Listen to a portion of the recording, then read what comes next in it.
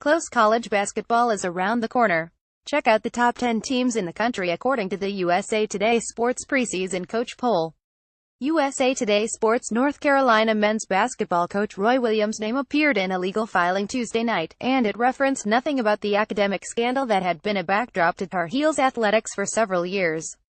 It had to do with Williams' comments regarding the prospect of athletes receiving comprehensive post-college insurance benefits not currently offered by schools. He also was asked for his views on whether this could have any negative impacts, including the potential impact on fan interest, if these benefits were offered.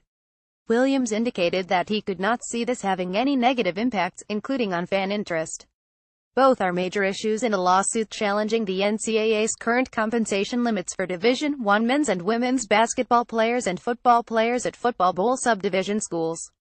The lawsuit is aimed at the NCAA and 11 major conferences.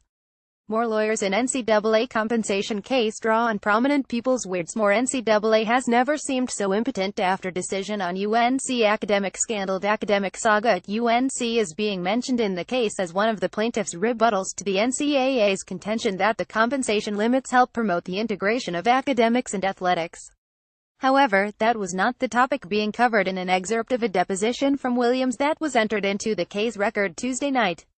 The questions, on September 8, 2016 in Chapel Hill, NC, were aimed at the NCAA's contentions about the importance of athletes' amateur standing to fan interest in college sports and to athletes' integration with fellow students.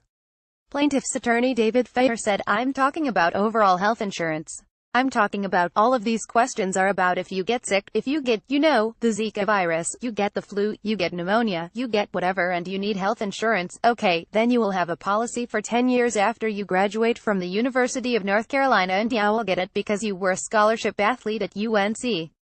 Okay, the question first question is, does that make you any less of an amateur?" With Eric Albright, an attorney for the Atlantic Coast Conference, interjecting routine objections, the exchange went forward. Williams: "If the University of North Carolina chose to do that, I don't think that they would make that kind of decision if they felt like it was something wrong. But again, I've never even thought of that in trying to decide is that good or bad. I don't know if the engineering student has that or anyone else, so I've never even thought of that." Fayer: "Do you think that there would be anything wrong with it in terms of the university giving health insurance for 10 years? If the university decided it wanted to do that, you'd be fine with it?" Williams: "If the university decides to do that, I've got confidence in the university doing things the right way, so I would say it's okay." Fayer: "Okay. And sitting here today, you can't think of any adverse effect of the university doing that?" Williams: "Sitting here right now, I cannot think of any adverse effects." Fayer: "Okay. Do you think that if the university gave its athletes health insurance for 10 years after they graduate, that any significant number of UNC fans would be less inclined to watch UNC basketball?" Williams: "No. I don't think they would be less inclined to watch UNC basketball." Fayer: "Okay. What do you think drives UNC fans to watch UNC basketball?" Williams: "I think our fans are driven by success, for sure. History of success, tradition of success.